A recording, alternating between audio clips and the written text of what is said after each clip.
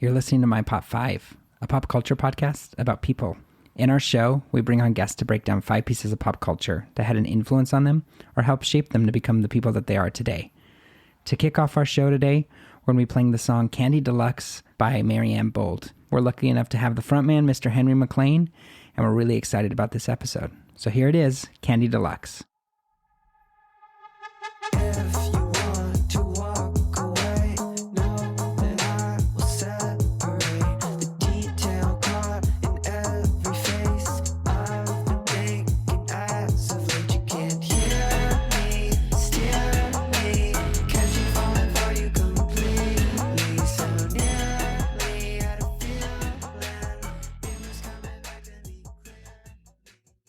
Hello, we are here with Henry MacLean. He's an incredible musician, one half of the group Maryanne Bold. He also has some solo projects out there, an incredible filmmaker and VFX artist. And so we're so excited to have you. Thank you so much for joining us, Henry. Absolutely. Thank you for having me. So why don't we start off? Can you tell us what your Pop 5 is with no context, no comment? What's your Pop 5? Got it. Yeah. So, and I can, I guess, say what type of media it is too. Absolutely. When I say it, because there's some albums in there and movies. So my first one is a movie called Holy Motors. The second one is sort of an extended music video called Whack World by Tierra Whack. Then I got the movie Magnolia. And then I have 2 albums.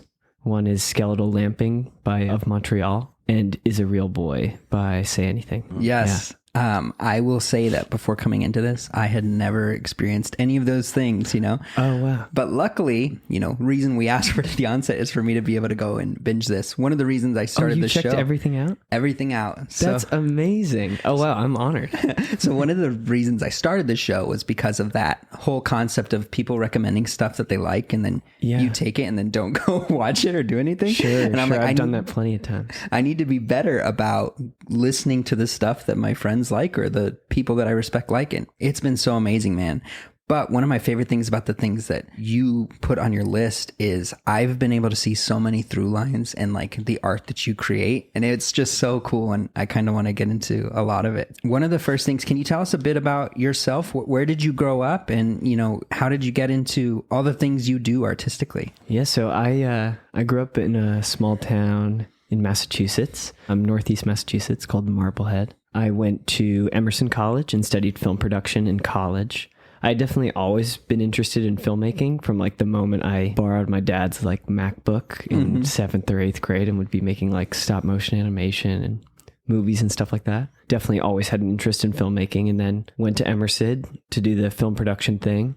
Made a thesis film while I was there, and also studied like motion graphics and animation, which sort of put me on my current path in work, which is like, that's what I do for a living now. And yeah, and then fell into making more music, especially toward the tail end of college. I'd been making music during college, like on my laptop. That was really horrible. Yeah. And then started like meeting people who were like much more talented producers than I was, who were amazing to collaborate with. I met my buddy Dylan, who also went to Emerson College my senior year, and we started making music together under the name Maryanne Bold. So that's the sort of genesis of that. So that was, I think, 2017 when we made our first song, and we've been making music for the last like 4 years together. Yeah. And then since then have started working on some solo music as well. And almost all the music that I do has a visual component to it. It's like the music video element is super important to me. I guess I know that I've made something that I'm really excited about when I instantly have a visual idea for it that pops in my head, like while I'm in the process of creating it. Yeah. And if that doesn't happen, I know that I'm not that excited about the song. That's usually amazing. how it goes. Yeah. So in terms of like, does your family have any sort of musical background, or what kind of started the interest in college? Yeah. My parents did not have much of an artistic or musical background at all. My mom's a social worker and my dad is an allergist, a doctor. Nice. So not a ton of music influence there. But my sister, who's 3 years older than me, was huge into theater, musical theater. So that was a thing that I was constantly hearing growing up. And because we're an East Coast family, we would do the trip in the car to New York many weekends to try and see Broadway shows and musicals. That was definitely something my sister was most enthusiastic about and roped everyone else in the family in. But we all loved it. So that was really like the only type of music that I listened to until like middle school. Oh, wow. It was like just show tunes. And I can sort of remember a watershed moment of being in like 7th or 8th grade and being in my buddy's car. Like we were getting driven around because we couldn't drive then, but him putting on like Jeff Rosenstock, like Bomb the Music Industry, just some like punk music. Yeah. Or what, I don't know what you'd call that, but just angry music. And hearing that for the first time, just like my mind was so blown that there was just this whole other world that opened up. And so my music taste and preference like really expanded after that moment. But up until that point, it had just been show tunes. So that to this day is like a huge influence on the music I make. Yeah. Show tunes. Did you or your sister ever do theater? We did. Yeah. Both her and I have done a lot. I did a lot of Shakespeare plays. I went to a summer camp in Salem, Massachusetts, where we would put on a Shakespeare play every summer. I probably did that from when I was 9 until I was like a sophomore in college. So until I was like, sophomore in high school. So until I was like 16. So I probably did that for like 8 years, 7 or 8 years. That's so cool. Yeah. And a couple musicals in high school. Did you ever what were like when you were in your youth, in the thick of the musicals, what were some of your favorite shows? That's a great question. I loved, like many musical theater people, love all Sondheim musicals. So I loved Company and Into the Woods. There are a couple like mid 2000s musicals that are really campy, but that just lined up with my peak interest of that stuff. Like when I was in 4th and 5th grade, like I loved Wicked and Avenue Q, even Dirty Rotten Scoundrels, or like Spam-A-Lot. There are a lot of like really campy musicals that came out around that time. Drowsy Chaperone. Oh man. Yeah. Have you seen that? So I used to do, when I was in Albuquerque, a lot of gigs in pit orchestras. So anytime shows were coming through, or, I do even smaller like community things or some of the bigger ones, I would play drums in the pit orchestra. Oh, cool. And I did Drowsy Chaperone. And so that one is so cool. I love that one. What other shows did you do? Because I feel like it's such a wide range of like, what drumming specifically, what's like asked of you. Some shows there's barely any, and some like rock musicals you're like actually going like full tilt on the kit. Yeah, some of my favorite shows were some of the ones where I played so much less. Like I played one called Ragtime. I love Ragtime. Is so powerful and so amazing, but a lot of it is just like little triangle hits here and there, or like little snare drum rolls that I would play every once in a while. Totally. But then like I've had like Little Shop of Horrors, which is a lot more expansive. I did the Rodgers and Hammerstein Cinderella.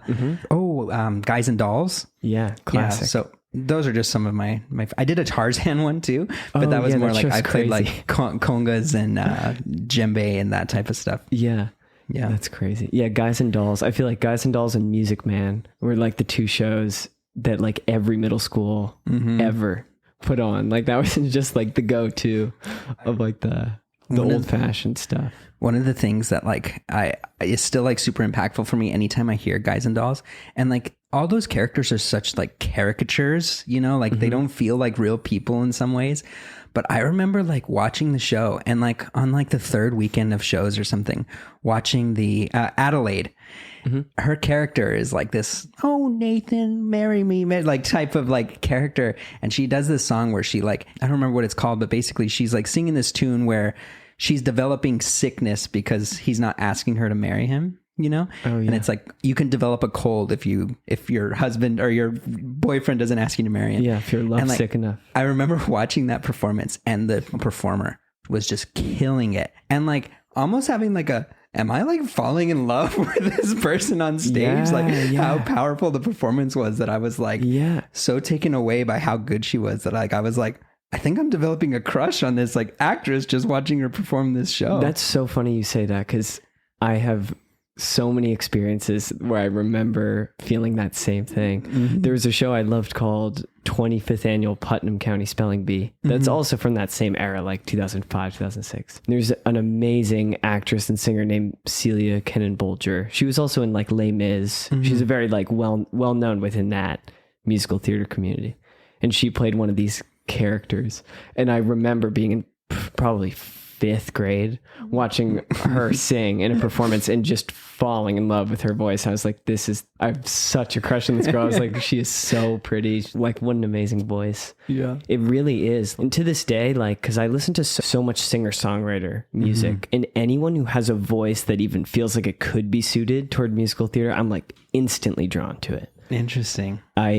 That influence has like never left me. No, I think it's also just true. I think for powerful performances, Daniel and I actually were just talking about it right before we were recording, but a lot of the new Olivia Rodrigo stuff, her vocal performances are so incredible that it's like almost that same feeling for me that like I hear a voice crack or like this passion in her work that it's just like, it hits you and you're just like, you can't be in love with a performance, but like it feels that visceral, like you're in love with something. It hits you totally. Yeah, she's great. She has the chops for sure. Yeah, and she's 18 years old and it's like blows my mind. It's nuts. I think it's funny that Say Anything, I had always heard of it because, mid 2000s, I was, in middle school at the time, and I remember hearing like the popular Say Anything songs because I was super into just that era of like pop punk and emo.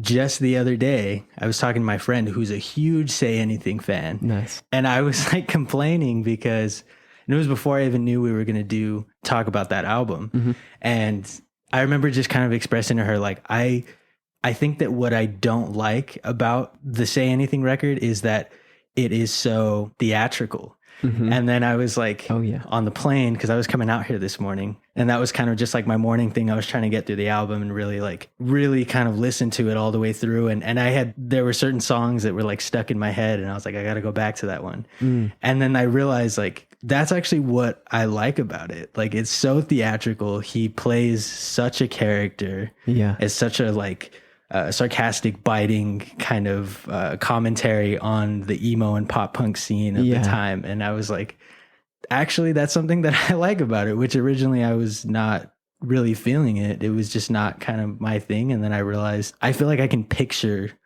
all of these songs. Like I can imagine him on a stage with curtains, like like, playing these characters or whatever it is that he's singing about. We'll get back to the show in just a moment. No, this isn't an ad read, but we do have a couple things that we'd love to share. I've been getting quite a few questions about how you can support the show. The truth is you're already doing it by listening, but if you're looking to do a little bit more, the best way is to support our show is to rate, review, and subscribe on Apple Podcasts. Rating and reviewing truly does make all the difference for podcasts. So leave us a review, and in that review, tell us what your Pop 5 is, and we'll read it on the show. Another way to help us out is just following us on Instagram at MyPop5. We post short recaps of the show and include video or music clips that are referenced in the episode. They're some of our favorite pieces of content to produce. Anyway, thank you again for listening, and we'll get back to the show. It's a good transition. How did you get into Say Anything? Was it in that transition that you were talking about in that car? Exactly. I have a great friend named Jackson. We've been buds since like 7th grade. And he introduced me to a lot of bands that are just classic, like middle school angst stuff. And it was like all different. I'm trying to think of other examples. Like Jeff Rosenstock was a big one. That album, the Upsides, the Wonder Years, like bands like that, like pop punk or 4 Year Strong, like the Menzingers, just lots of like East Coast pop punk or hardcore bands and stuff. What's funny is I still listen to a lot of that stuff today too. Or like the post-hardcore, like MySpace era stuff, like A Day to Remember and like those bands, or like those screamo bands, Yep. So anyway, I remember him introducing that stuff to me, and he showed me like 1 or 2 Say Anything songs. I think that he showed me like I Want to Know Your Plans first, which is like a pretty slow acoustic song that's on that record, and a real sad and sentimental one. And then that just opened the floodgate to me listening to that more and more. And what's really crazy to me about that album is like this year, for example, so I probably listened to that album like 1,000 times or more, like in my life. But there were always a couple songs that I would skip,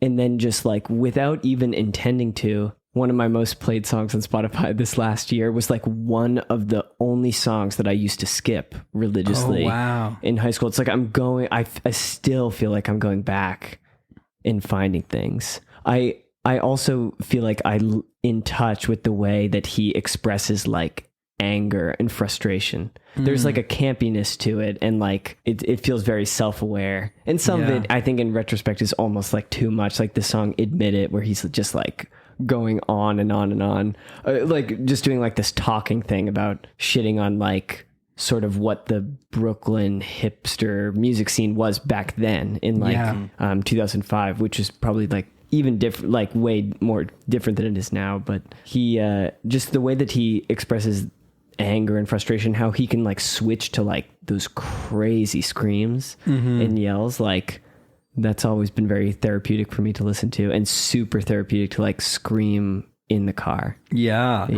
That's awesome. I think, you know, there is so much in these records that, talking about your theater background, Daniel put it well, that like you can kind of hear those elements, and I loved it so much. It felt very like almost like I was at a cabaret or something, like with a lot of the transitions, you know? And like even talking to like some of the anger and stuff, I before we went into this, I hadn't heard the record, and when I was listening to it, like there's a song, the Futile or whatever, where he's just like screaming, and like in 2021 it feels like a little rough, you know, in some of the things, but like some of it, that's worth noting that some of this record in total doesn't age well. And he actually cut a few songs from a tour. They played a recent like 15-year anniversary tour, and he chose to cut out a few songs because of the lyric. He decided that for this current day and age and stage of awareness that we're all at, that some of that stuff is like a little unacceptable now, which is valid. But you can feel like how just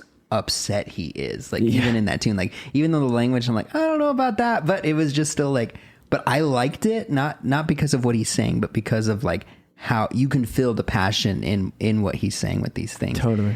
And that song that like I looked it up after, I was like, oh, I probably picked a Deep Cut as one of my favorite tunes, and then it was like I really liked I Want to Know Your Plans. That was like my number one favorite. Yeah. But then the second one was the Alive with the Glory of Love, you know? And that tune, like, I was like, this song is so good. I think I picked a Deep Cut. And then I like looked it up later, and I'm like, it's like their biggest hit they've ever had. You know, I feel like I have had that experience with many records that I listened to something, and without knowing about what songs did well, I'm like, oh, this one's interesting. And then very often, even ones that I'll just clock as like, oh, this is one of the strongest songs, that ends up being the hit or whatever. I feel like however people promote that stuff, they're very conscious of like leading with the strongest stuff, or like when they're promoting 2 or 3 singles before an album comes out or whatever.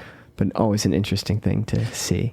What I thought was interesting about about it is I was looking at, I feel like I wasn't there. Like I wasn't there at the time. I wasn't listening to the music at the time. So I feel like I'm missing something. And so I always go back and like look at, I maybe read like the comments on YouTube, or maybe go look at like the Wikipedia page. Sure. And that kind of context, I think, made it different for me. Something kind of clicked there where I realized that what it meant to people at the time.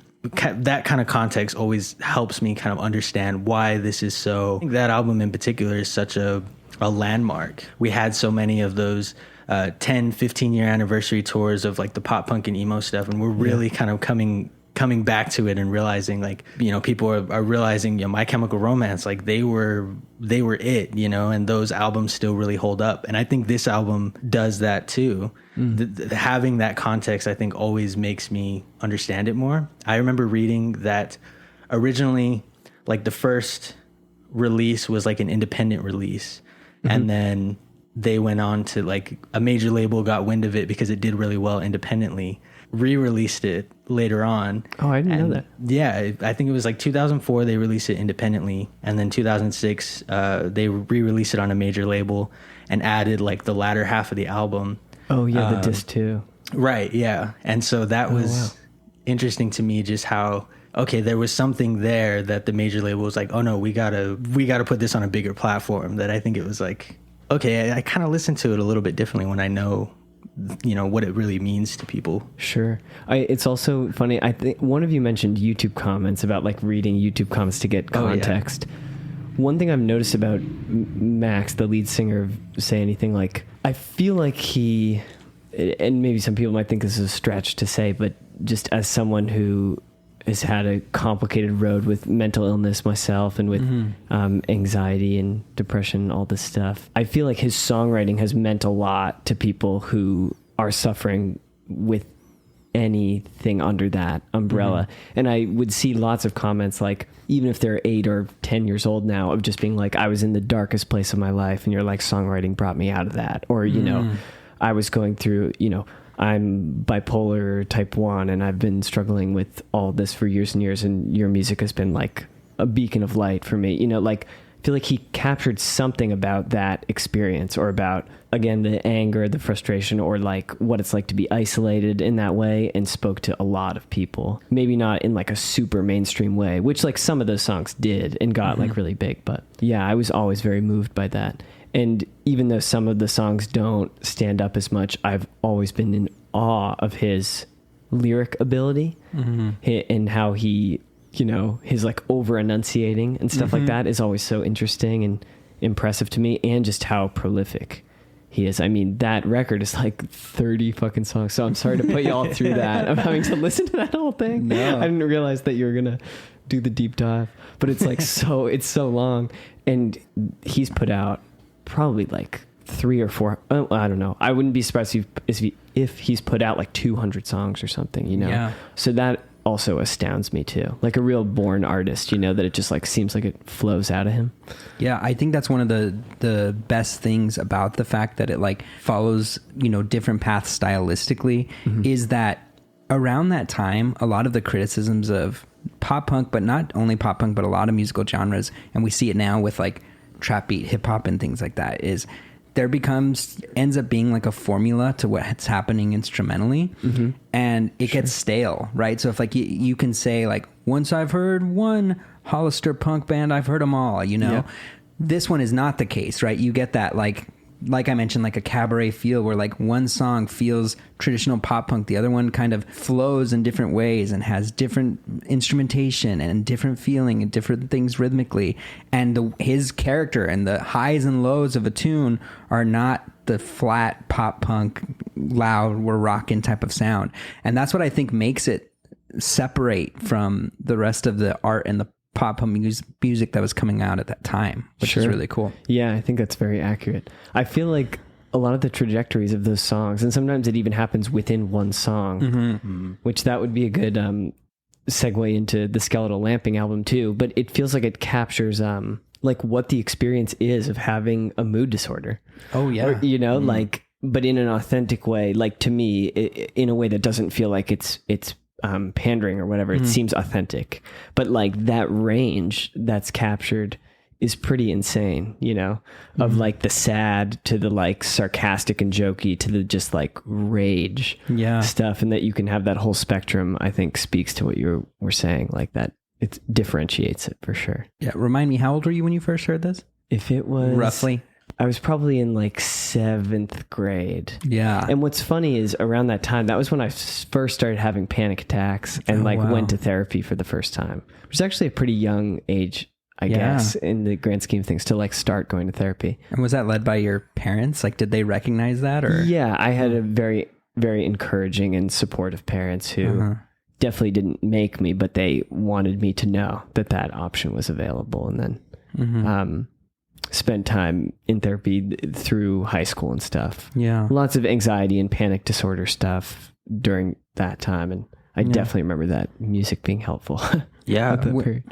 When you go back and you listen to this stuff, I know that a lot of people, you know, treat music and art as like, it's like a time capsule in some senses, right? So I know you've said it's stayed with you and you listen to it all of the time, but are there moments where you hear things and it transports you back to being in 7th grade? Oh yeah. I mean, because I think I Want to Know Your Plans was one of the first songs that I've heard. And that song was one of the first I learned on guitar too. I played it at like coffee houses at my school. I went to a small private school. There were like 25-ish people in my graduating class. So I went to like a really small school, 6th through 12th. And we would have these talent shows like coffee houses. And I remember I was petrified, but I started learning guitar when I was like in 8th grade. And I played that song multiple times, like while I was at that school at those sort of like performances or talent shows. So that song was always very meaningful to me. And I listen to that and it's really easy to be, you know, transported back to that time. I had never heard this record, like I already mentioned, but there's something about it that transported me back to, I think, similar sounds of that time period, right? One of the first bands, that I was a part of was when I was just leaving high school. I did mostly like school band, like marching band and concert band and orchestra and things like that in high school. And I had like a band before that with friends, but like my first one that I was like, I want to make like a career out of this. I had some buddies and the band was called like Deaf Sync. And like, this just took me back to that summer where we first started. And we were going to shows and listening to bands like Rodeo Ruby Love. And you know, my friend Marcus really liked, he was in the band with me. He would write songs. And when I heard the chords on some of these songs, like it felt like when he would start off songs. And so like, it was so cool walking around here in Pasadena and listening to this record. And like, I felt like I was back in that time playing with those dudes again and like going to the shows we were going to and like drinking Mountain Dew and sleeping on couches. I was just like so like transported and I was like, it was nostalgic even having never heard it. So I was, that's cool. With someone who has such a relationship with the art, I was just curious how like that impacts you from a mental perspective now in terms of where it takes you when you're listening. Yeah, it always has that transportive effect. Yeah. There's no doubt. Did you guys love American Idiot too? Were you big Green Day heads? Love that album. Honestly, like that just barely misses the cut for me for top 5. I mean, in terms of influence too. And that's another great example that maybe a little bit less extreme in terms of the genre shifting, but that's a really theatrical album too. And it was adapted to be a Broadway musical. Yeah. I mean, Jesus of Suburbia is a 9-minute epic. I love that song so much. That one does change every, 2 minutes. It's changing theme. And I think that's a theme, I think, with a lot of the stuff that we're going to talk about, right? Yeah, honestly. So, I mean, maybe that's a good transition. Let's talk about Skeletal Lamping and that record. From an outside perspective for the listeners who haven't heard it, 1, go listen to it, right? But 2, I think one of the things that Henry has been alluding to and that I've alluded to is this whole record, even though it's 15 tunes, has like breaks and changes in theme and changes in sonics probably every 30 seconds to a minute throughout like the whole record. So they're like tracks within tracks and it's so cool. Tell me about how you came across this record, why you love it, some of the things that you've taken away from it. So we all, or many of us may remember the iTunes store era of like when you would get an iTunes gift card for your birthday or for Christmas or whatever. Yeah. You know, the $15 card, which you could buy like one album or maybe 2, like with that, or a couple singles. Yeah. I always went the singles route. Yeah. Just bought a couple songs. Yeah. And then I remember them raising it to $1.29 was like a huge deal. Wow. Wild times. Because it was 99 cents for the longest time. Yeah. And albums were mostly $9.99, except they would do discount albums. This album today is $2.99 or whatever. Yeah. So Skeletal Lamping, I remember this, was a discount album. Yes. I can remember scrolling on the iTunes store and it was I just saw it and I was drawn to the album art, which for anyone who hasn't seen or wants to, you can look it up. It's just a really bright, colorful album cover with lots of like sort of like The Sims like looking characters like jumping around, sort of, or maybe even has some Garden of Eden vibes. It's like a weird, like, colorful looking jungle. But I was drawn to it and bought it. And the funny thing is, the band being called Montreal, my grandparents lived in Montreal, and we used to drive up there every Christmas, like a 5-6 hour drive from Massachusetts. And so I remember the first time I listened to it. It must have been because it had just come out. It must have been 2008, 2007. So I was in 7th or 8th grade, then just listened to it on the way up to Montreal. And I was so blown away. I mean, I feel like I couldn't even comprehend what I was listening to. It's also funny, like it's a very horny album. Like there's lots of like, it's very free, like the way that he, like Kevin Barnes, the lead singer, like expresses himself. There's just lots of stuff about sex in a very like almost nonchalant or confident way that's like fit in. And I remember that being like really interesting and shocking to me. Yeah. Because I had, that was like puberty era for me. So, and I'm sure there's even references you could miss at that age. Yes. Oh, and I absolutely did. Like that is another funny thing of going back and listening to that stuff again. is so funny. Like, and just the lyrical inventiveness, like there are just too many. I love the line. He's talking about like our hands explore each other's human vessels like four excited spiders is like one line that he has. Like that sort of like visual inventiveness in the lyrics is just like throughout that whole album. And I love how ADD it is, like just jumping from one concept to another. Yeah. And some of the best songs for me on the record, they maybe switch feels, even tempos, like 3 or 4 times in like a 4-minute span. It's pretty mind-blowing. Yeah, the reason I was able to tell is I was listening, and I was actually at the laundromat when I was listening. And that sounds like a nice place to be bumping it. It was so fun. And I was like, I've got to have gone through like 7 tunes. And then I heard one, I'm like, oh, I got to know what this one is called. And I looked it up and I was on like track 3, yeah, you know, and I was like, I know I've heard more songs in this. And so then I started realizing like how many songs within songs, and everything is a musical transition. There's no breaks. Yeah. There's almost like no track cut. And it almost felt like, you know, like a oneer in film, you know, where you're just like going, or like a live show where it's just like this one experience, one shot, one song that deviates into all these different places. And it reminded me so much of, you know, your most recent work, your Henry Land epic is what I'll call it. Right. But just like a lot of the ways that things are happening musically. And one of my favorite moments is there's the song Touch Something Hollow. Which similarly is like a slow, it sounds like the Beatles. I always thought that song sounded like an old Beatles tune. It does sound like a Beatles tune, and it's only a minute long, or a minute and change, and then it transitions into this like super psychedelic, funky tune, and I was just like, this moment, it reminded me so much of going into your project when you, I don't remember the names of the tunes, forgive me, but when you transition from that opening number to dancing in the gym. Sure, yeah. And I was just like, oh, like I could hear Henry in this art, and it was so cool. Oh, wow. Thank you. I'm honored to be compared. But yeah, that's so funny you mentioned that transition specifically, because I remember as a kid, I used to listen to it so loudly with headphones, and almost every time without fail, and I would predict it coming. That Touch Something Hollow song that you just mentioned is like only piano, like dun, dun, dun. It's pretty like slow tempo. And then it just plays like 4 beats and then goes pow, like right into the next part. And it's like loud. And it used to scare the shit out of me every time. Like I'd be in the car and I would jump because I feel like I'm so sensitive to that stuff, like the volume change. It's funny you mentioned that. But yeah, that's one of the strongest parts of the album. Really beautiful.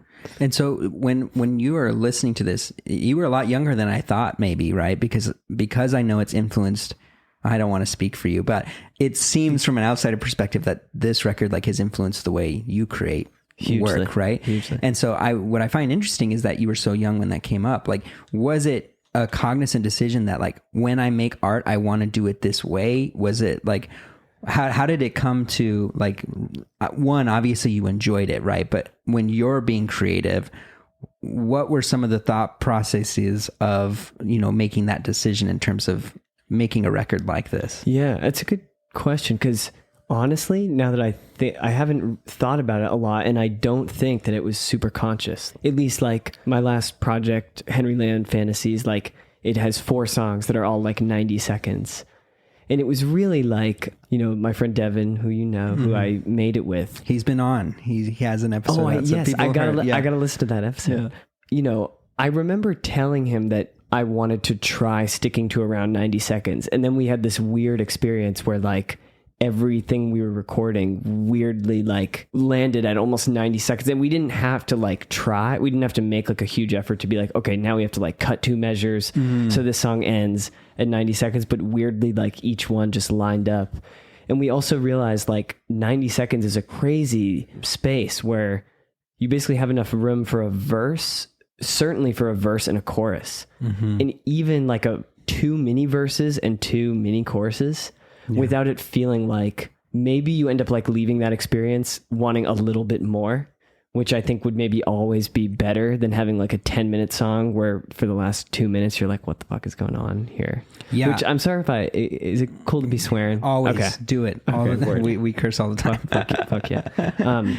I always think that it's better to leave that experience like wanting more, and then it's just like you can listen to the song again because it's so short. Which I don't know what that means about everyone's shortened attention span and everything, and how fast content is circulated and created. Maybe not a good thing in all respects, but I do think that like the 90 seconds, at least for me right now, creating is a weirdly like magical space for being able to make full songs that also feel like they end like right where they should. Yeah. You're really setting up these like perfect segues, because that's how I felt a lot about Whack World. Yeah. And we'll get into that in just a second. But Sure. I also want to say, like, I've talked to the guys in my band so many times, and that song in the gym, it's Taste Your Candy Coating or something like that, right? Your song? Oh, yeah. Yeah. The one where you're dancing in the gym in the video, that's the song to me. The hook that you have in that song is the one that like I want to sit in forever. And I'm so sad when it ends. Like that's the one that I just like, like I wish I could live in that one forever. So not to keep blowing you up, but no, I so love kind. that. I love that tune so much. And it's totally capturing that. It's enough to where you get the idea and you've created a feeling in that 90 seconds. And it's enough that you're just like, gosh, I wish I could sit here and it just could be on a loop or longer. And you're right. I think it keeps people coming back to just hit replay. Yeah. And with that length of time too, you can also, it doesn't have to go this way, but you can make songs that almost the whole song is in service of the chorus. It's like the whole song is in service of the hook, which like there's so many brilliant songs with the classical structure that have a full first verse, a full second verse. But this is something that I talk to Dylan about a lot, my buddy that I make Maryanne Bold with, which is more traditional pop music, I would say, by comparison to my singer-songwriter stuff. And we listen to pop music all the time, like Justin Timberlake songs or Ariana Grande songs, and how like it's so measured how much time is given to each thing. Like a real pop song thing that we noticed, like you have a first verse, the pre-chorus, the chorus, and then when you go back to the second verse, you maybe switch it up a bit and sometimes chop it in half. So if it was 16 measures in the first verse, you just hit them with 8 and go right into the pre-chorus again. Because really, with lots of pop music, I mean, not all pop music, but it's just in service of that hook because people want that best part of the song. Yeah. And so weirdly with the 90-second shit, or with Tierra Whack, with even in 1 minute, because all of her songs are 1 minute on that record, like it's weirdly enough to just have like the most bumpable part be like the center of attention, basically. She does it very weird though, in that even if it's not a good ending point, she's cutting it. Yeah, right which there. I love. Yeah, me too. It's such a great like fuck you sort of, like in a funny way of just like, all right, I'm out. Yeah. And I think that's her whole aesthetic too, is just the humor. It's absolutely really what I had been a fan of Tierra Whack as well, even before this. That was what really stood out to me, is just how funny she is and how I just feel like there's not a lot of that in hip hop, especially like she's really regarded as a top tier lyricist, like someone who's a very competent rapper. And I feel like she really leans into the it's interesting to me. It really intrigues me that she is so well respected as a lyricist and a rapper, but is so funny and whimsical in her aesthetic. Yeah, it's very like dry humor at points. Yeah, it's really great. For some background for the audience, we're talking about Whack World, which is like a 15-song record by Tierra Whack, and every song is only a minute long. So, and what we were alluding to a bit ago is even if we're in like the middle of a chorus, it ends in transitions, and so it's very strict in terms of nothing exceeding that minute. And specifically, I think what you wanted to talk about is not only the record, but the video element and what they've done. So, which I would highly encourage anyone listening who hasn't seen that to watch. It's a beautiful way to spend 14 minutes or something. Oh, it's so much so. Like it's like you're taken on such a journey. But tell me, how did you come across it, and what are some of your biggest takeaways from it? Yeah, I can't remember if someone showed me it, or like I do watch music videos a lot, just consistently. Like that's something I'll do. I'll go on YouTube, go on the trending music section and listen to stuff and look for new videos. So I feel like I probably found and discovered her stuff that way. I mean, I was just blown away by it. I love how stark every change is on that album, how like decisively different each song is, and then all of her costume changes and everything. It also feels like it has some like dark humor in there, mixed with like, as you mentioned, this sort of like wittiness or like the dry humor component. Yeah, I just think she's so gifted. The lyricism's insane, and the production's absolutely incredible too. Like, it feels so out of the box compared to really out of any genre, not just hip hop. It feels like it was really breaking the form. I also love the like rule thing. It's like I mentioned with the 90-second songs. I love how she sticks to each song being a minute, and then she could have released that music video as like 15-minute long videos. But the fact that she chose to release it as that stream is really amazing. And so it's like the full journey is really a central component of what makes that, what makes it what it is, I guess. And I think you can follow, although it's a bit abstract, you can follow a overarching narrative, right? Whereas I don't think that like it would have the same weight that it would if it was released individually. And I think that's the same with Henryland Fantasies too, right? I think yours was intentionally an epic, like I said, of your 4 songs were telling a singular story, even though there were 4 different, vignettes that you're kind of following. Sure. With the Whack World stuff, you mentioned production.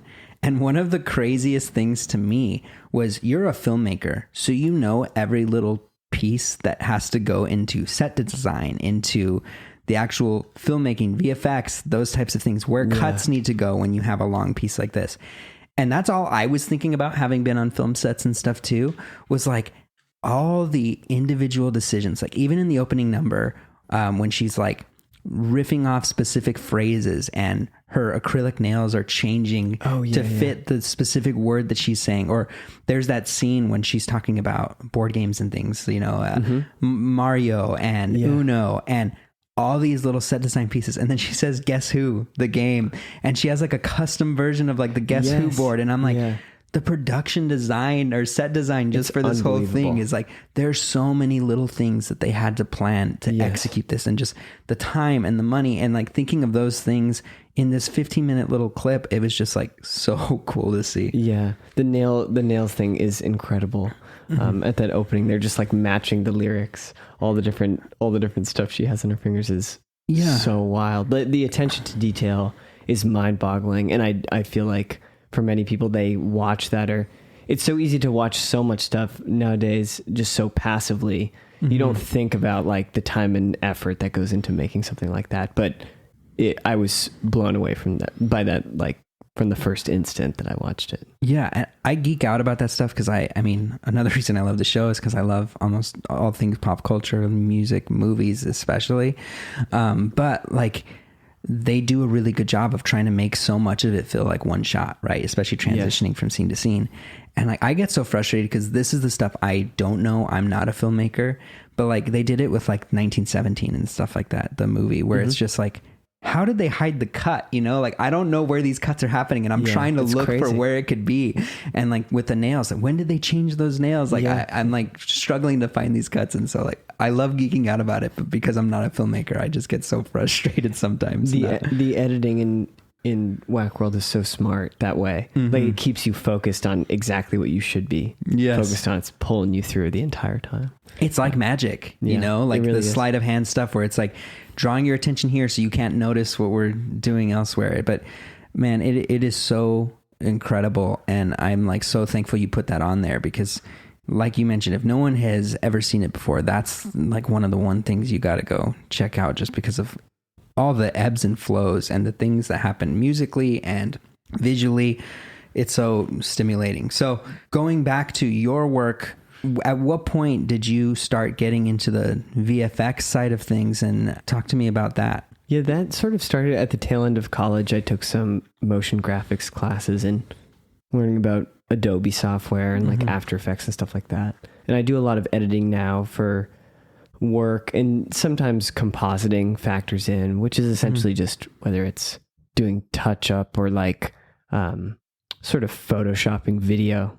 I guess it's like, it can be any range of things, but in a shot, if you need to replace a sign or remove something or swap something. Lots of like screen comping. If there's like a TV in a shot and the shot has movement and you need to like replace what's on the TV screen, you know, like relatively simple like VFX stuff like that. And I'm no crazy pro at it, but it's definitely like been a good challenge on some jobs that I've worked on and has me like dive deeper into that VFX world and stuff like that. I mean, the transitions thing that you mentioned would be a huge component. Sometimes with VFX is like being able to hide transitions or stitching shots together, whether it's through motion blur, like forcing movement and stuff like that. So yeah, the principle behind a lot of these things is trying to make something look like it blends perfectly. And so the VFX is to make something seem not visible rather than to make something obviously visible. You say you say you're not talented at it or not the best at it. You're not a super pro, but watching all of the Maryanne Bold videos, there is some element of something really cool and quirky, like watching the one recently where you had like the tattoo movement, or even like the guy on the cake. You have like the little guy on the cake with your face and things like that. So like there's so much cool stuff that I'm seeing in your videos and stuff too, where it's just like, it's so amazing to see that happen. Thank you. Yeah, I want to shout out my friend Anton Thalner, who when I was finishing college, I did an internship and worked for him, but he's a VFX pro that did some of that tattoo stuff. Oh, okay, cool. I guess for people that don't know, we made a music video where the premise is that I'm in a tattoo shop and in this music video, I guess I'm enough of a narcissist to get a tattoo of myself on my back, which is not really how it happened. I don't have any tattoos, but we faked it and we basically put like a temp tattoo on my back without any facial features. And then in post-production, we tracked like moving eyes and mouth and stuff to like start singing the lyrics to the song. So the premise is like, as the tattoo's being put on my body, it like comes to life and starts singing. So my buddy Anton did some amazing VFX work on that. It was sort of like, you know, getting tracking marks on my back. Yeah, exactly. And so all the posters on the wall were entirely blank in that video and were filled in post with like flash art by, you know, tracking and stuff like that. So yeah, it was fun. You did all of the, and maybe I'm just assuming all of it's Henry. You had what was the name of your EP with Candy Deluxe and Zoom Zoom Zoom on it? Oh yeah, Advanced Party Volume 1.5. Yeah. That one. You did the VFX for those videos? Yes. Yeah. Those ones are also like just so incredible. Like I like the shirt and like Microsoft Paint type of look that you have in Candy Deluxe. Thank you. Yeah. Zoom Zoom Zoom is just one of my favorite videos you've ever done, which is so awesome. And shout out to Pat Nodder, my filmmaking partner in crime, who directed that video and did a lot of the great VFX in that too. Yeah. But yeah, definitely was super fun. For that Candy Deluxe one, we did an effect of just changing my t-shirt color a lot. So we picked like this bright blue, because for green screen keying, like bright green and bright blue are the best colors to be able to like color pick and switch around. I mean, you can sort of do it with any hue if there isn't a lot of like of the same color within a shot, if that makes sense. But yeah, we got like the brightest shirt that we could so that I could be like constantly swapping out the color and stuff. Yeah. It was fun. That little EP is also one of my favorite pieces of work you've ever done. It's just like, thank you. So good, man. Yeah, I just can't, sing your praises enough in terms of what you do, both musically and visually. Thank you so much. Before we move off of the topic of Whack World, had you already been familiar with Whack World when you went into the Henryland project? Yes. Yeah. I think that I had watched it pretty recently, like pretty soon before going in to record that stuff. So it was definitely like fresh in my mind. I mean, and it is true, like what you said, there should be no sort of rules dictating like how long a song should be. And, also we're saying that there's some, I mean, we talked about Jesus of Suburbia earlier. Yeah. There are so many amazing songs out there that deserve to be 9-10 minutes long and are incredible. But I've definitely had the experience with writing stuff before that I get down an idea that I really like and I look and it's like 54 seconds long or a minute and 6 seconds long. And it's like, I'll try and add something to it. And then it just feels like it's forced. It's like I would be forcing it to try and add anything else to this. Like it ends on the perfect note. And maybe sometimes that can be like a demoitis thing of when you just lay it down at first and you're like at your most inspired. That's when you find it hard to like get back into that space and go back into it. That's been a common experience for me because I'm relatively impatient usually when it comes to that process of tweaking and adding stuff with songs. I mean, with Henryland, I made it in probably 3 or 4 days of just like just straight, and there was very little like second guessing or questioning of any creative decisions. You know, sort of including with the filming, which there were a lot of like logistics to figure out.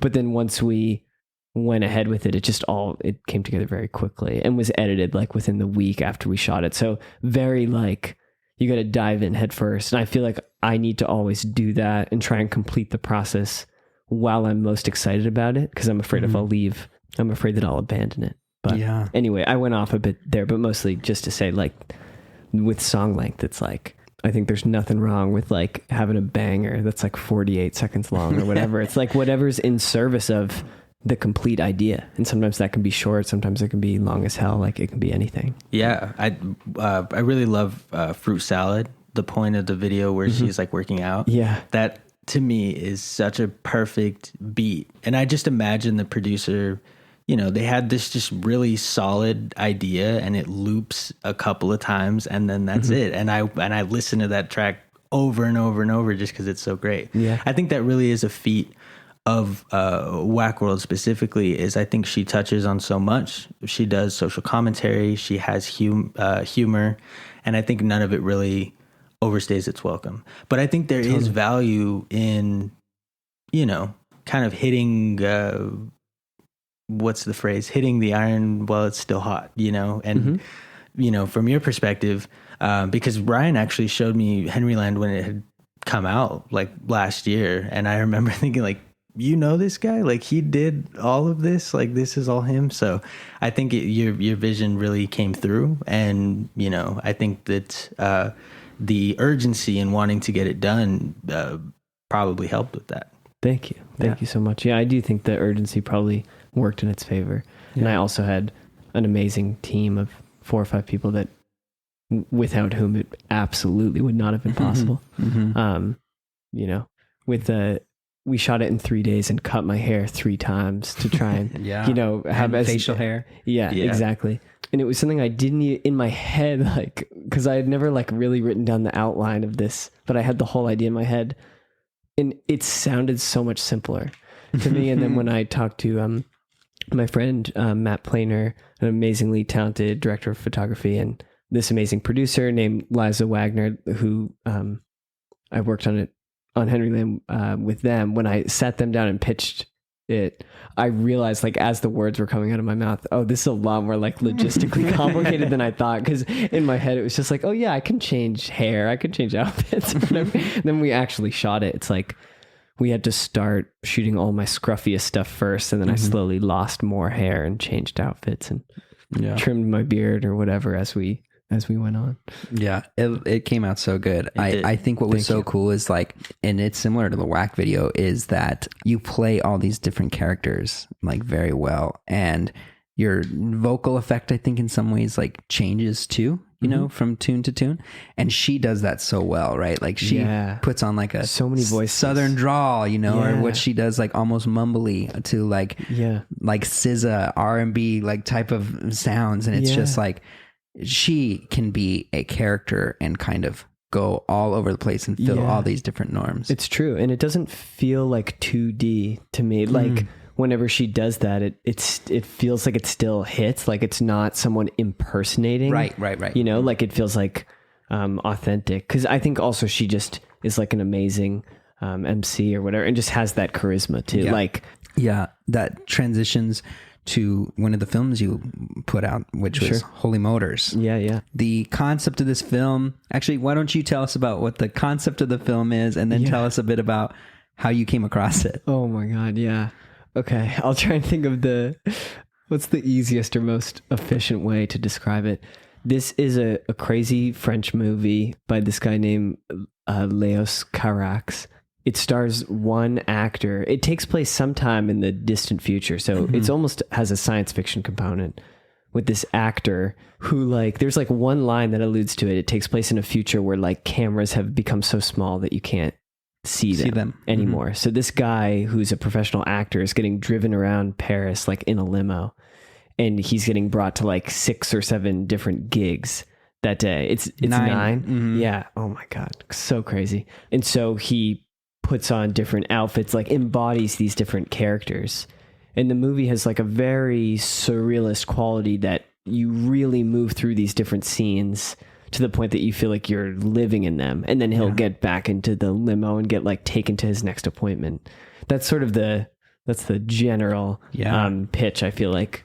Absolutely. Yeah. I think what's super cool, and for the audience, like go watch it, of course, but he has 9 appointments, and it's very clear at the beginning that he has these 9 appointments, but you don't know what they are. And so you don't know that he's playing these characters. And the back of the limo, you think it starts off, he's just a rich businessman being driven through Paris. Yeah. But then you realize the back of the limo is like a dressing room with wigs and makeup and masks and all these different things. And he personifies these characters all the way from a homeless woman to an old man to doing motion capture stuff. Yeah. Kind of segues through all these characters and plays them phenomenally. Like he embodies these new characters.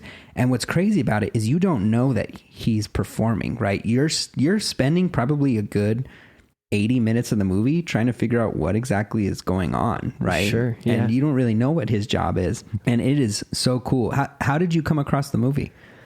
I feel like, well, in high school, so the school that I went to, teaching French was like a huge component of it. It had the high school I went to had French founders or whatever, and French was a big part of the curriculum. And we would watch a lot of French movies, and I just sort of fell in love with that, and then would like look up lots of stuff on my own. So I discovered like Leos Carax and his movies, sort of just like perusing in that line of stuff of finding like weird indie French movies, basically.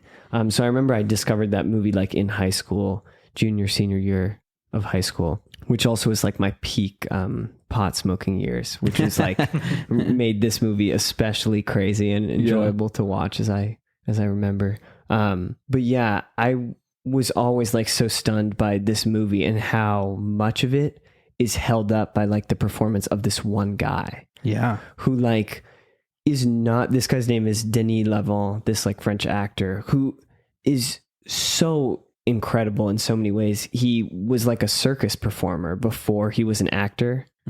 At least I think before. I know that he was a circus performer at some point in his career, but like the body this man has, like the way that he embodies these different roles within this one movie, Holy Motors, like it's just crazy how he can transform himself physically. Yeah. And just like the sort of the dancing or the like the motion capture stuff, the flips and like it seems like such a demanding role, like mentally, but then also he has almost this supernatural physical ability that has always been insane to me to watch. Like I've always watched this guy. I think that he's straight out of like Charlie Chaplin era, that he's like not from this era or something, you know. He's always astounded me, and he has many amazing movies that he's been in apart from that one. But anyway. Yeah, he's totally like an acting chameleon. You know, he embodies his roles both, you know, physically and just acting the performance. Like there's so many powerful scenes. Like I think of when he's like yelling at the daughter, right? In that little vignette that they have where he's playing a daughter who picks up, or he's playing a father who's picking up his daughter from like a high school party. And he gets angry with her, and like the little argument in the car, and then like cutting to when he's like a troll type of person, and the way his body moves and the way he walks through things and is just eating everything in sight. Like there's so many moments that you're right. His performance is that movie, right? It just carries the whole film, and there's so much emotion and wonder and speculation. And it is, if you're a film lover, like go watch it. Because even, you know, as much as we're talking about like the acting performance, even the production elements and the practical effects, as much as there are visual things, insane, and some of the shots I think are just gorgeous. Like that whole motion capture scene is beautiful. And then like even the opening scene of the film, there's a moment where he's like touching the wallpaper and the wallpaper the opening. looks like jungle, and like those shots in just that bedroom when he's like feeling along the wall, I was just like,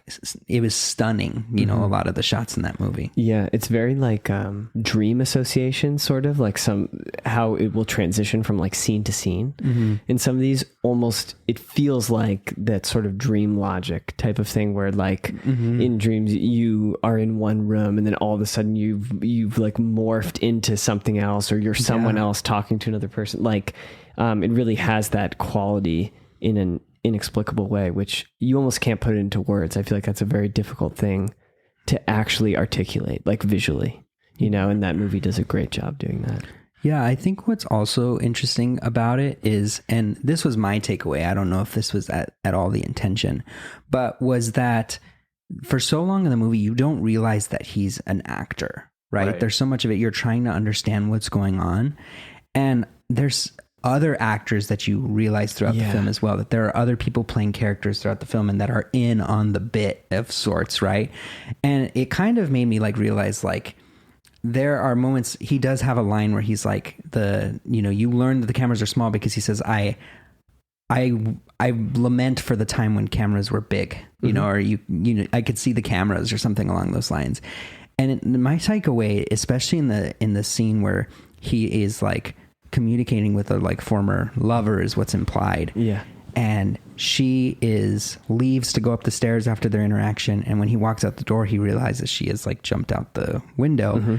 Was like, how much of these like actor performances, like, cause you're following him the whole time, is there are other performances going on all around you. Yes. And so kind of like my takeaway was like, you're only in life, you know, the character, everyone else is a character in your story in some examples, right?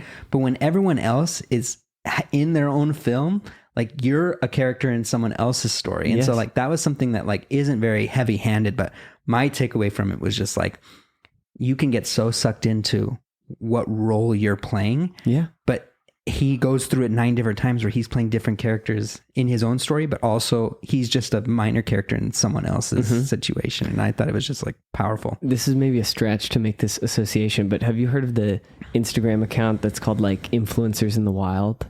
I've heard of it, but I don't think I've seen anything on it. Well, in this day and age where we now have so many influencers and stuff who are basically like on a constant quest for filming more content. I mean, you can sort of go outside in Los Angeles and see that there are people just like acting or doing like a stage thing or filming themselves or filming other people, and it's all being done on the phone. And like really, it's not too far of a stretch from the sort of like future that it feels like is described in that movie. Yeah. That it's like, as it immediately passes by you, you don't know like what could be a show or like what you might be roped into. I don't know. Maybe a bit of a stretch to make that comparison, but it really is like that Influencers in the Wild thing is so funny because you just see how strange people are acting, but it's all in service of trying to get like, you know, more content, or it's a job for a lot of people too, which is also this Holy Motors component. Like it's sort of corporatizing the idea of acting or of entertainment in general to this extreme that it's just like this hidden business or this hidden market that's sort of like always moving, and it's like visible everywhere, even if like you don't immediately pick up on it when you're walking down the street. Sorry, that was one of my favorite parts about it, is you never know who the audience is. Yes. Like by the end, you know that this was all an act, right? But you don't know who it's for. Yeah. There's like a small like implication at the beginning, like when the movie opens and there's people in a theater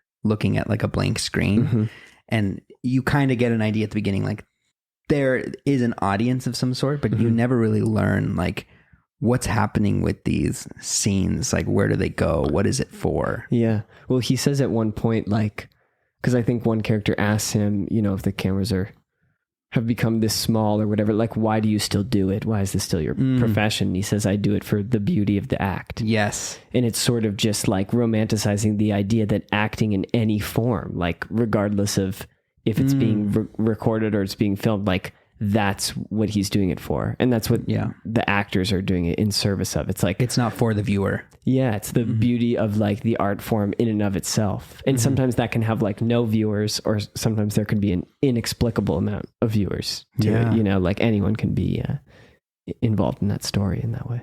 I don't want to keep you too long, so Yeah. let's go ahead and transition to No your worries. last thing here. Yeah. Magnolia, wonderful film. Oh yeah. 3 hours long. When I clicked it at first, I was like, I'm so "Come sorry. on, Henry." I really gave you some like whoppers. I'm so sorry. I didn't realize you'd be diving into all. No, this is one of my You're good sports.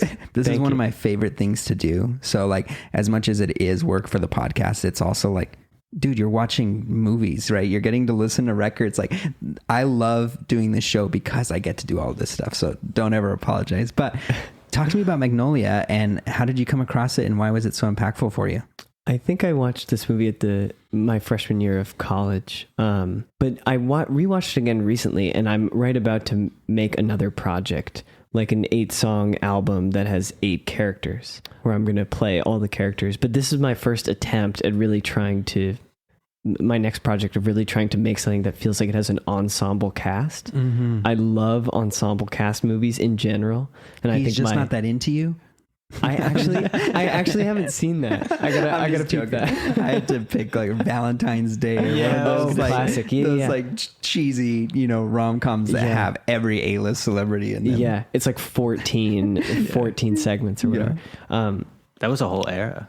Yeah, there It was really an- was, yeah. and they were all around holidays for whatever reason. Like he's Yeah, just they not did that like into it. It was 6 of those holiday movies, didn't they? Yeah, Like, New Year's Eve, Yeah. Valentine's Day. They like did a bunch wow, of I little forgot things about like that. that. I should go check those out before I film this next thing, honestly. Yeah, I've always said like on this show, because like I get shit a lot from my friends for like, I love girly things, girly pop music like Taylor Swift and Olivia Rodrigo, like we've already Me too. talked about.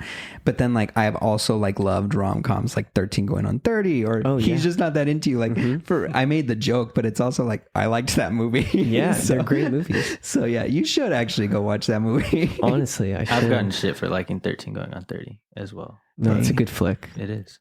They're just haters. Anyway, back to Magnolia. Yeah. Yeah, you're trying to create an ensemble cast, and this movie has a pretty big cast with some huge actors in it, and Yeah. they are all separate characters in a much larger story. And so I'll let Yeah. you continue. Yeah, basically like it's just one large epic of all these characters that are basically like vaguely interconnected by sort of like fate and circumstance.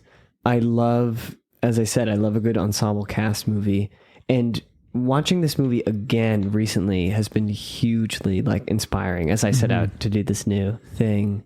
There's so many rules that I feel like it breaks, that like at least going to film school, what they told you to like absolutely not do. One rule that they break that I love so much is like, it's very like Shakespearean almost, this movie, and how like dramatic it is and how hammy it is. Like sure. all the characters, it feels like in almost every scene, every character is like acting at like a 10 or an 11 out of 10, almost like a soap opera drama, like just to the extreme. Yeah. Like, and it sort of seems like whatever emotional archetype you might fit any character into, you just crank that to its extreme. Like Tom Cruise plays this insanely angry, like horrible misogynist character. Pickup artist type of character. Philip Seymour Hoffman is like this extremely empathetic, like hospice nurse guy who's just like crying the whole time. It feels like all the emotions are just cranked up to 10. And I feel like you're often told in like drama school or film school, like, oh, you should save up. You should save your emotions for a climax. And that like, you know, some amazing dramatic moments can reside in like subtlety. And that movie is like crazily not subtle at all. Like at any point almost, it just feels like it's just cranked up the whole time. That was a huge motivation for me to watch and be like, oh yeah, I need to make sure to not hold back emotionally with like any of these characters that I'm setting out to make, you know? Because it's like, it really just, for me, and some people don't like that movie, but for me, it like keeping it at a climax the whole time, it keeps it captivating and interesting the whole time, even if it like breaks some rules along the way. And I love that it keeps it that heightened. It's sort of, it like, it wears its heart on its sleeve as a movie. And I feel like that's sort of what I'm like. And that's the art that I'm drawn to, you know, definitely like at the whims of the emotions of it, you know? Yeah. And it's a Paul Thomas Anderson film.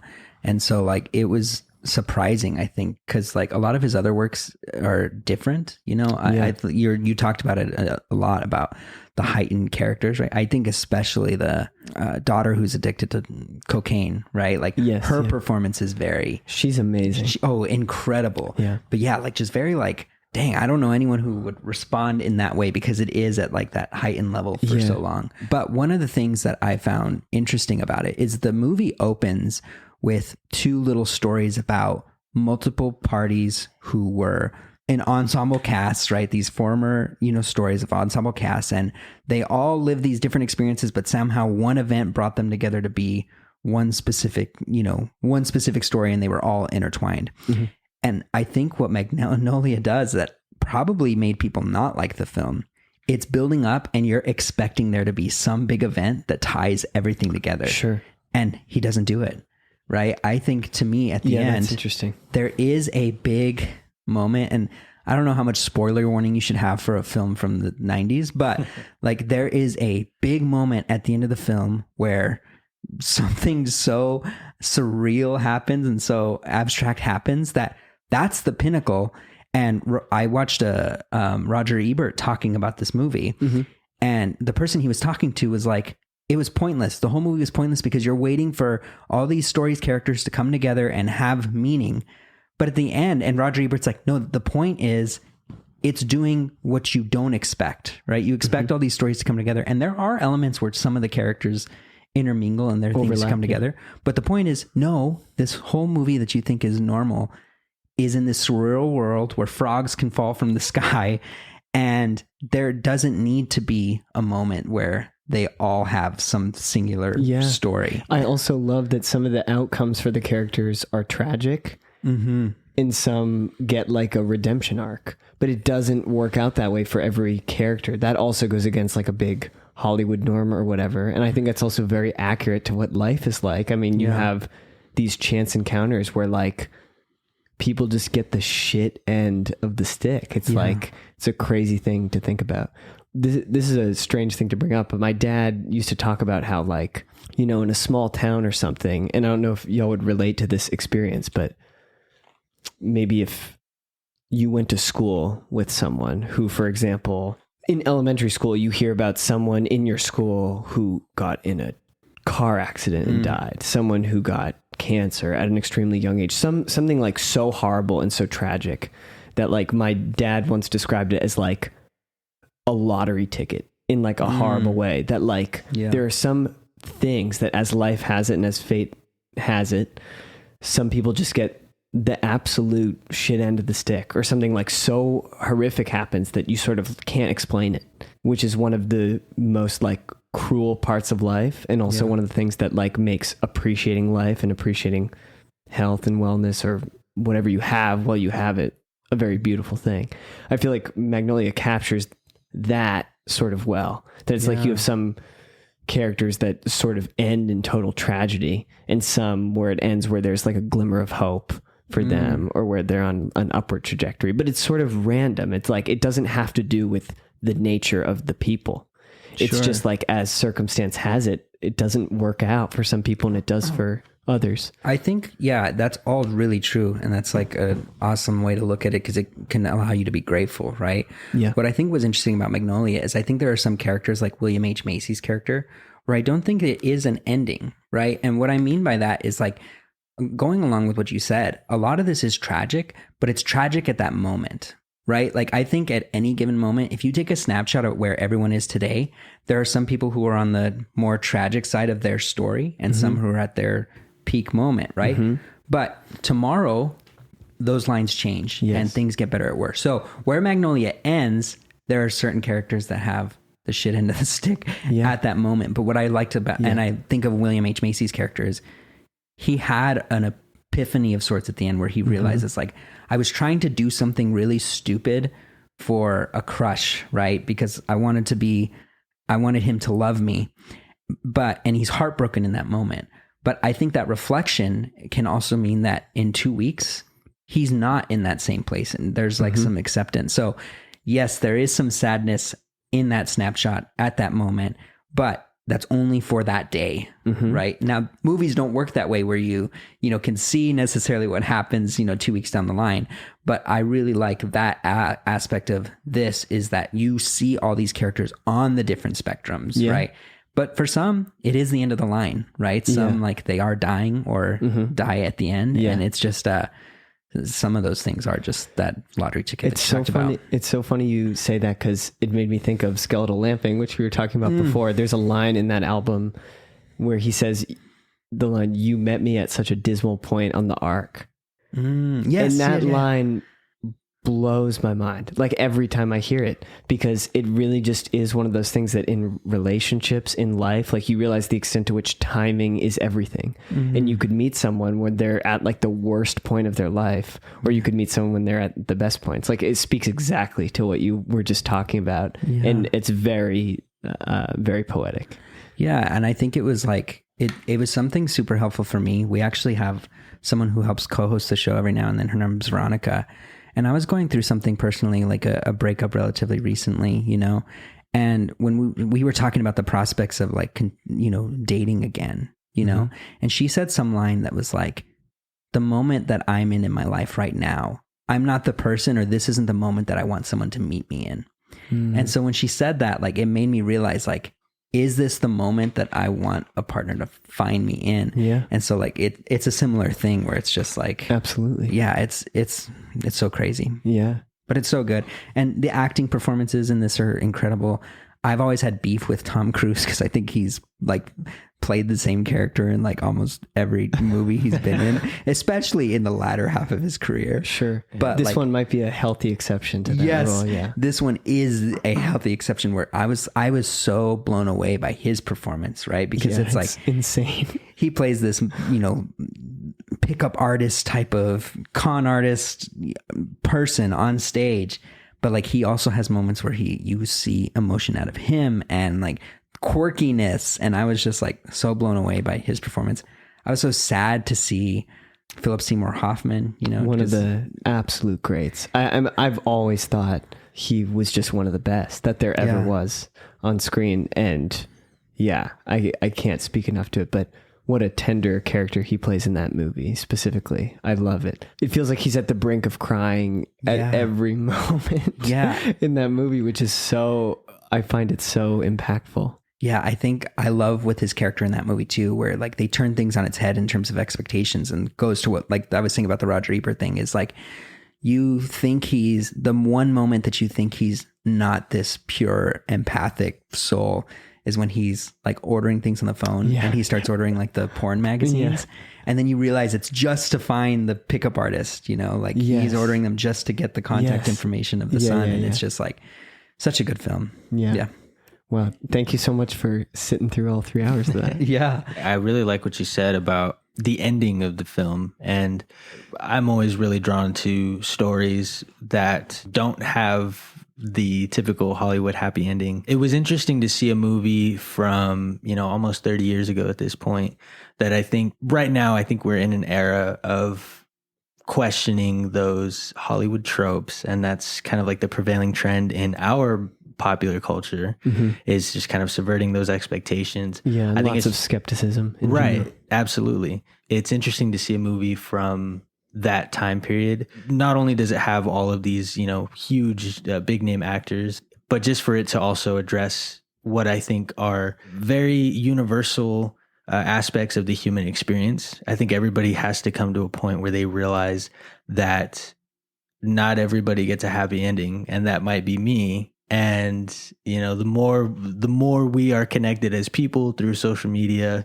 and the more we can kind of really peel back the veil that has always been presented to us by Hollywood, I think that becomes more and more true, is we realize that there are so many times where things just don't work out. But it sounds like that really resonates with you as well, or something that even, you mentioned that your dad was interested in. So probably from a young age, you were kind of aware of that. Yeah, it's just one of the interesting details about life that you notice. And I think a really easy thing to miss a lot of times. My mom's very good at reminding me of that, of just like, I could write the largest book of just things that I'm thankful for to have, which is like insanely easy to lose sight of that. Yeah. Also really easy to lose sight of that with an anxious brain that will like want to always prioritize the things that feel the most threatening or the scariest. And when you're doing that, like, you know, can take you so far out of appreciating like just, I mean, the list goes on and on and on. I mean, and with the same lottery thing, I often say to people that in terms of even just the privileges that I have, it feels like having won the lottery in terms of like what my experience has been like and being able to, I don't know, have access to resources to make the art that I want to make and all of these things. I mean, the list goes on and on and on, you know? Yeah.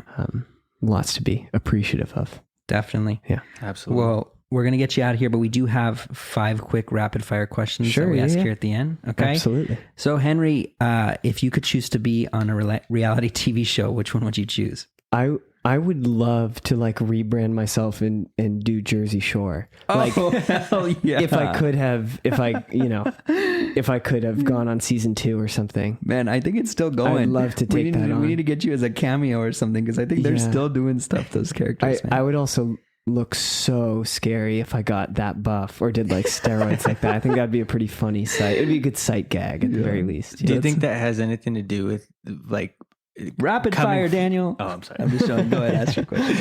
Just coming from the East Coast, do you feel like that's allegiance to Ronnie and Mike, the situation? Yeah. I don't know. I mean, it is funny. Even in Boston, it's like there's a stereotype for sure of a certain type of like machismo or whatever that is represented in those guys, but it's just so funny and so entertaining. Yeah, I'm gonna cut this portion, but I still follow those guys like every now and then. Right? Yeah. I had a Jersey Shore phase, and then with my past girlfriend that I had when we were living together, that was like a thing where we eat dinner and watch Jersey Shore. Yeah, it's so good. Those guys have had like such interesting like characters. Like the situation, went to jail for tax evasion, and now he's out and is like changed his whole life around. Now has a kid, and I'm just like, dang, now they've become like inspirational characters when they were just like and they're writing books animals. and stuff. I feel like Snooki has like 2 books or something. You know, it's great. All right, next rapid fire question. If the listeners have never consumed any of your pop 5, what's the one that you'd want them to go experience right now? Whack World probably feels like the easiest recommendation. It's also the shortest. So there you go. But they're all so good. So I would say that probably. Also, I would say if you ever don't have a movie to watch, Holy Motors is a truly out there one and a great one to show. I love showing that to people too because everyone's reaction is always unique. So but yeah, Whack World. Perfect. Top one. As a filmmaker, artist, who is a band or musician that you'd love to make a video for? I would love to make a video for like Sufjan. Oh, that would be a perfect combo, man. I love him a lot. Yeah, he's the absolute first that comes to mind. Perfect. Yeah. Awesome. What's something you learned about yourself or just learned in general during the pandemic? I'm better at being alone with myself with each passing year. It doesn't always feel like that, but I feel like if I look at the whole trajectory from year to year, it gets easier and more comfortable to be alone with myself. I think I also learned a lot about what helps me be most productive creatively and when to rely, not just rely on, but take the initiative to ask for help from collaborators. That was a big thing because lots of us spent lots of time alone during the pandemic, and with creating, I didn't have access to some of the people who like I make music with and who like help me make that possible. So that was a good like learning experience because I just spent a lot of time trying to build music myself, but I don't have the best production ability. So I'd make lots of demos and then get super frustrated. Yeah. I just realized I just needed to have the support of even one person to help me like channel some of that stuff. Yeah. So like I also made a lot of like TikTok videos. So there was a form of creating that I felt I could do on my own that was therapeutic, but with music specifically, it was like, oh, I should acknowledge what my strengths are in like writing and writing lyrics and stuff and making things quickly. But I need someone who has that like professionalism to be able to like help hone in those things for me and help like clean up for my scattered brain along the way. So I feel like I learned about that during quarantine. Awesome. Yeah. Last one here. If they're making a movie all about Henry, who is someone you could cast? It could be for yourself or someone else in your in your life. Who is a cast and what role would they play? So it could either be a celebrity that plays me or someone in my life. Is that the idea? Picking a celebrity, that celebrity can play you, or you could be like, no, I think Sally Field would be my mother or something like that. Okay. I mean, people say the Timmy Chalamet thing a lot. Oh, yeah, that was the first thing that came to my head. I was like, Tim Chalamet. Yeah. Well, that was a common theme on dating apps back in the day, when I was trying to be on dating apps during quarantine, which is an extremely grim experience. During the thick of it, but just lots of like, also getting roasted by like Gen Zers on TikTok of lots of comments about me being the Walmart, the Kmart brand, Timothy Chalamet or whatever, the great value Timothy Chalamet. So I guess that he would play me, and then people would just have to suspend disbelief, and they'd have to believe that Henry's jawline is actually that good. If I'm going to be played by him. That's funny. Is there anything you want to promote or plug or anything at the moment? Well, yeah, I suppose if y'all link to stuff or whatever, I don't know if you do, but I do. Henryland Fantasies, which we talked about, that's online on Vimeo. And so you could check that out. That's another recommendation. Perfect. 8 minutes, and a good way to check out breadth of my music in one place. So yeah, I guess I would say that, and then I'm diving deep into my next project. So hopefully soon I'll have something to be able to share with the world. But right now I'm in a real like mining phase for the next step. So that's really it at this point. Perfect. And where can people follow you or Maryanne Bold or any of your projects? Yeah, so Maryanne Bold, which is Maryanne Bold. I make stupid vids on TikTok, so you can find us there, or on Instagram, and all of our stuff is on streaming on Spotify. Tons of music videos on YouTube, so all that stuff is there. So yeah, you can follow that, or on Insta, I'm HNRYVS. Perfect. Simple 6 letters. Well, thanks. Not that I've posted there in a long time, but always like saying hi to people. Amazing. Well, hey man, thanks so much for joining. Absolutely. I'm such a fan of your work, and I just can't wait to see all the amazing things you produce. So thanks for joining us, and thanks for coming. Absolutely. Thank you guys so much. Thank you. Wonderful hosts. Thanks for having me. Yeah. Bye-bye. That'll do it for today's show. Thank you so much for listening. We talked quite a bit about Henryland Fantasies, the solo project that Henry put out last year. It is phenomenal. I put a link to it here in the episode description. Please go watch it, and we'll send you out with a little clip of it here. Thank you again. Follow us on Instagram and Twitter at MyPop5. And if you haven't already, please subscribe and leave us a rating on Apple Podcasts. We'll see you next week.